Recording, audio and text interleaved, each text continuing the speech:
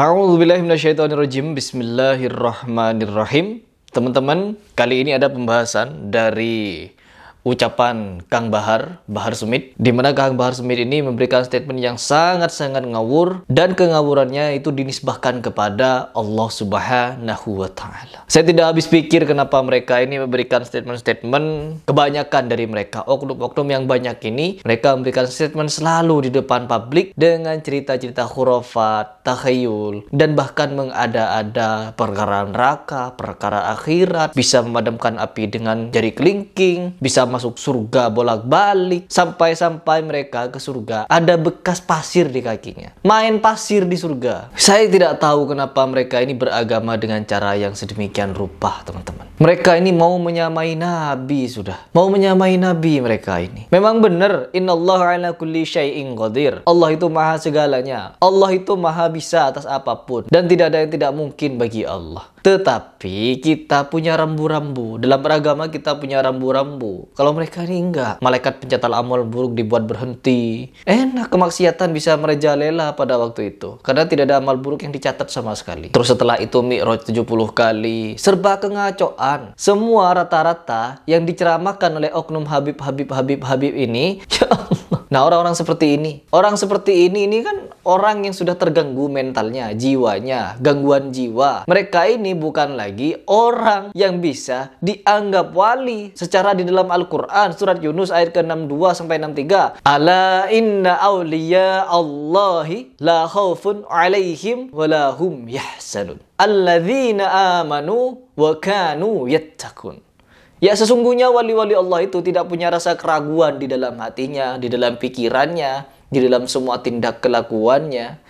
Itulah wali-wali Allah. Sesungguhnya orang-orang yang beriman itu wa kanu yattaqun. Senantiasa mereka ini bertakwa. Allah sudah memberikan kriteria di sini siapa-siapa yang menjadi wali, berhak menjadi wali. Jelas di sini, yaitu yang senantiasa bertakwa. Dan untuk bertakwa ini bagaimana syaratnya? Syaratnya yang pertama, orang itu harus waras. Terus yang kedua, orang yang tertidur atau tidur sebelum ia bangun. Intinya, orang yang dianggap wali Allah, bisa menjadi wali Allah, adalah mereka yang sadar, berakal, dan bertakwa. Syarat beragama adalah berakal. Bagaimana mungkin orang bisa dianggap wali, dicium-cium tangannya, dicium-cium kakinya, didatangi untuk ngalap-ngalap berkah, sedangkan dia orang yang kejiwaannya terganggu, teman-teman. Ini cara beragama bagaimana ini? Sampai-sampai dibela oleh siapa itu?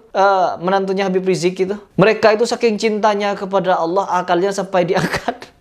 Kok bisa saking cintanya kepada Allah sampai-sampai diangkat akalnya? Sampai gangguan jiwa gitu. Allah. Bukankah kalau orang semakin tenggelam terhadap keagungan Allah, keesaan Allah, kebesaran Allah, mereka semakin berakal. Akan dijaga akalnya oleh Allah. Oh, ini enggak, diangkat akalnya. Sampai-sampai jadi... Ini beragama jadi apa? Pasti orang-orang yang seperti ini dianggap wali itu pasti dari kalangan habaib atau dari kalangan apalah gitu. Kiai apakah ada saya nggak tahu. Karena yang saya tahu ya ini orang-orang ini. Allah. Oke, tidak perlu panjang lebar. Di video ini saya ingin memberikan tanggapan terhadap statement atau ceramahnya Bahar Smith, di mana ceramahnya ini sangat-sangat berbahaya, kedustaan yang sangat-sangat luar biasa. Na'udzubillah min dzalik.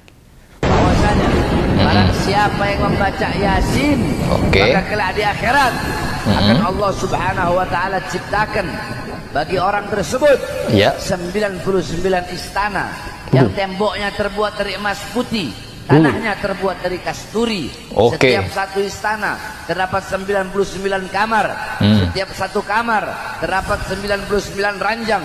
Setiap satu ranjang terdapat 99 kasur. Setiap satu kasur terdapat 99.000 bantal.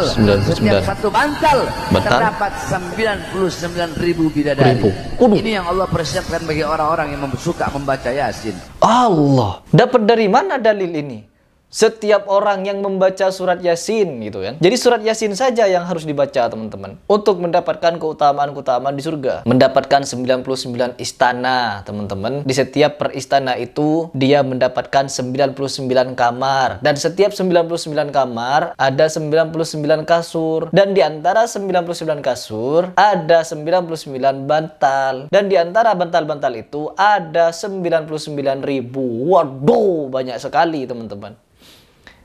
Ya Allah, ketika Nabi Adam hidup di surga, ia tidak jauh berbeda dengan kehidupan di dunia. Cuman di sana, di surga itu, penuh dengan kenikmatan yang tidak ada taranya dibanding dunia, teman-teman. Tetapi tidak sengaco apa yang disampaikan oleh Bahar Smith ini. Kalau kita mau membaca surat Yasin, apakah cuma surat Yasin yang bisa membuat kita mendapatkan keutamaan itu? Kalau surat-surat yang lain bagaimana? Allahu Akbar.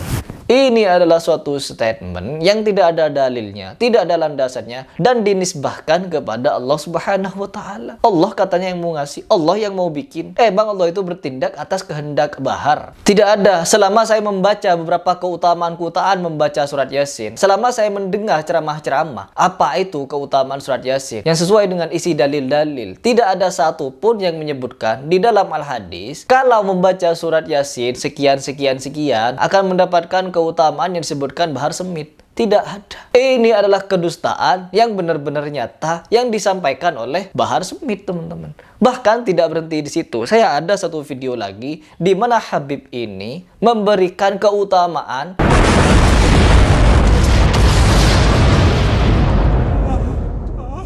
Ini sholawat juga diamalkan oleh Syekh Abdul Qadir Al-Jailani. Oke. Dan para wali yang lain. Sholawat ini, barang siapa yang membaca sholawat ini tiap malam Jumat, tiap malam 10 kali, kalau tidak bisa 10 ya sekali rapapola. Allah. Maka nanti tidak mungkin dia masuk kubur kecuali nanti diantar sama Rasulullah di dalam kubur sebelum ketemu Mungkar Nakir yang ngadepi pertama kali Rasulullah.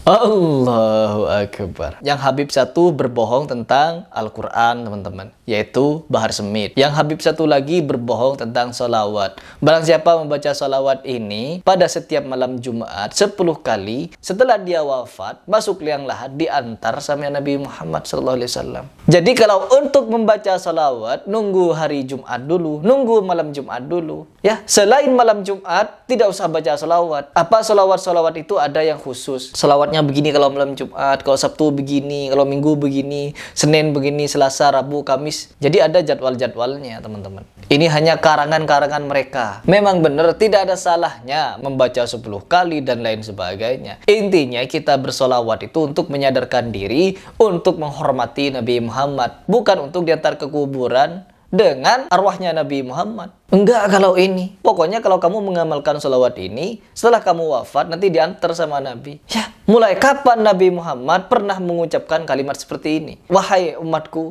kalau kamu mengamalkan sholawat ini, nanti setelah kalian wafat, aku antar kalian ke kuburan. Tidak pernah Rasulullah mengucapkan hal seperti ini. Katanya juga dinisbahkan sholawat ini kepada Syekh Abdul Qadir Al-Jailani. Apakah melihat Nabi Muhammad setiap ada orang yang meninggal, kelihatan Nabi Muhammad mengantar gitu? Kita punya akal, memang disuruh berakal. Kita punya pikiran untuk berpikir, bukan taklid buta. Jadi mau sampai kapan kalian, Beb, memberikan amalan-amalan seperti ini gitu? Mau amalan yang wajib saja banyak orang yang meninggalkan, yang 5 waktu saja banyak orang yang lalai. Harusnya kalau berdakwah itu, ya berdakwalah untuk orang semakin tekun di dalam menjalankan sholat yang 5 waktu. Jangan malah menambah-nambah amalan setiap malam Jumat, mengamalkan ini 10 kali, nanti diantar Nabi, membaca Yasin. Sibuk nanti kita, teman-teman. Yang satu baca Yasin, habis baca Yasin baca sholawat ini, setelah baca sholawat ini baca ini. Habis waktu kita di dalam mengamal-amalkan hal seperti ini. Sedangkan yang 5 waktu saja banyak yang keteteran, Bib. Seharusnya kalau kita mau ceramah, ya ceramahlah tentang dakwah-dakwah untuk menguatkan diri, menjalankan 5 waktu secara istiqomah. Itu saja dulu. Membenarkan tata cara sholat, bagaimana menjalankan syariat yang benar. Jangan malah ngedongeng-dongeng hal seperti ini. Mendapatkan 99.000 bidadari di surga, diantarkan ke makam oleh Nabi Muhammad. Ketika baca sholawat ini, Assalamualaikum ayuhan nabi warahmatullahi wabarakatuh, dijawab, ada suara menjawab. Suara Nabi katanya.